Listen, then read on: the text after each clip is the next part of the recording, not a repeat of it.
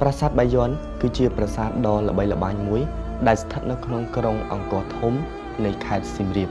ក៏ប៉ុន្តែបងប្អូនដឹងទេថាតើប្រាសាទបាយ័នមានឈ្មោះដើមយ៉ាងដូចម្តេចនិងមានប្រវត្តិយ៉ាងណាខ្លះនៅក្នុងវីដេអូនេះខ្ញុំនឹងបកស្រាយប្រាប់បងប្អូនទាំងអស់គ្នាអំពីប្រវត្តិខ្លះៗនៃប្រាសាទបាយ័នថាតើប្រាសាទនេះកសាងដោយស្ដេចអង្គណាក្នុងសតវត្សទីប៉ុន្មានហើយថាតើឈ្មោះដើមនៃប្រាសាទនេះឈ្មោះប្រាសាទបាយ័នឬយ៉ាងណាបងប្អូនប្រាសាទបាយ័នមានទីតាំងស្ថិតនៅចំកណ្ដាលនៃរាជធានីអង្គរធំប្រាសាទនេះកសាងនៅចុងសតវត្សទី12និងដើមសតវត្សទី13ដោយព្រះបាទជ័យវរ្ម័នទី7ប្រាសាទនេះមានតួប៉មនីមួយៗមានមុខ4ដែលមានកំពូល49និងកំពូលខ្លោងទ្វារចូល5ទៀតសរុបទាំងអស់54កំពូលដែលតំណាងឲ្យខេត្តក្រុងទាំង54នៅសម័យកាលនោះមានអ្នកប្រាជ្ញមួយចំនួនបានគិតថាមុខទាំង4នោះគឺតំណាងឲ្យព្រះពោធិសត្វលោកេស្វរៈ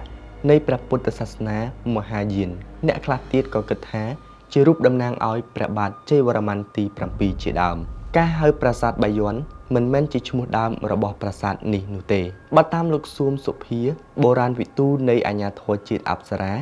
បានប្រាប់ឲ្យដឹងថាវិជ្ជយន្តជាពាក្យមួយដែលមាននៅក្នុងសិលាចារឹកប្រាសាទបាយ័ននេះដូច្នេះអ្នកស្រាវជ្រាវយល់ឃើញថាវិជ្ជយន្តជាឈ្មោះដើមរបស់ប្រាសាទបាយ័ននាពេលបច្ចុប្បន្នអ្នកស្រុកអង្គរមិនសូវហៅប្រាសាទនេះថាប្រាសាទបាយ័ននោះទេដោយភាគច្រើនគឺអ្នកស្រុកអង្គរហៅប្រាសាទនេះថាព្រំបាយ័នប្រាសាទបាយ័នមានចម្លាក់អំពីចម្បាំងខ្មែរចាមចម្បាំងក្នុងស្រុកសង្គ្រាមជើងទឹកជីវភាពប្រជាជនការព្យាបាលអ្នកជំងឺនិងរឿងរ៉ាវតាក់ទងព្រះបាទជ័យវរ្ម័នទី7ជាច្រើនហូរហែចម្លាក់ក្រឡោតទៀបនៅប្រាសាទបាយ័ន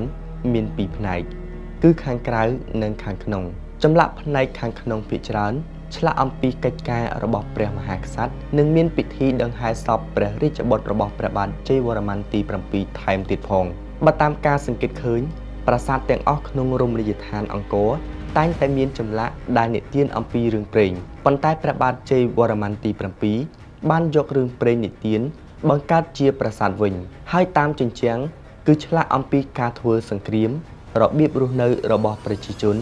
និងសេវាសាធារណៈក្នុងរជ្ជកាលរបស់ព្រះអង្គប្រាសាទបាយ័ននេះគឺស្ថិតនៅចំផ្ចិតក្នុងអង្គរធំតែម្ដងដើម្បីឲ្យរាជធានីរបស់ព្រះអង្គរឹងមាំព្រះបាទជ័យវរ្ម័នទី7បានសាងសង់កំពែង4ជ្រុងព័ទ្ធជុំវិញកំពែងនេះគឺជារបងដ៏រឹងមាំសម្រាប់ការពារខ្មាំងសត្រូវហើយនៅអមកំពែងថែមទាំងមានកសិណព័ទ្ធជុំវិញទៀតផងកំពែងនេះមានប្រវែង3គីឡូម៉ែត្រ4ជ្រុងរាជធានីអង្គរធំមានខ្លោងទ្វារចំនួន5ផងដែរបងប្អូនទាំងអស់គ្នាដូច្នេះឈ្មោះដើមនៃប្រាសាទបាយ័នត្រូវបានអ្នកស្រាវជ្រាវយល់ឃើញថាឈ្មោះវិជ្ជយន្តដែលជាឈ្មោះដើមហើយឈ្មោះប្រាសាទបាយ័នគឺហៅនាពេលបច្ចុប្បន្នចំណែកឯអ្នកស្រុកអង្គរវិញគឺមិនសូវហៅប្រាសាទបាយ័ននោះទេភាគច្រើនអ្នកស្រុកអង្គរហៅប្រាសាទនេះថាព្រំបាយ័នបងប្អូនទាំងនេះគឺជាសាច់រឿងខ្លះៗដែលខ្ញុំបានលើកយកមកជម្រាបបងប្អូនទាំងអស់គ្នាអំពីប្រវត្តិក៏ដូចជាឈ្មោះនៃប្រាសាទបាយ័នសម្រាប់បងប្អូនទាំងអស់គ្នាតើយល់ឃើញយ៉ាងណាដែរនិងបានសិក្សាស្រាវជ្រាវយ៉ាងណាខ្លះអំពីប្រាសាទបាយ័នដូច្នេះសូមបងប្អូនចូលរួមបញ្ចេញមតិខាងក្រោមវីដេអូនេះទាំងអស់គ្នា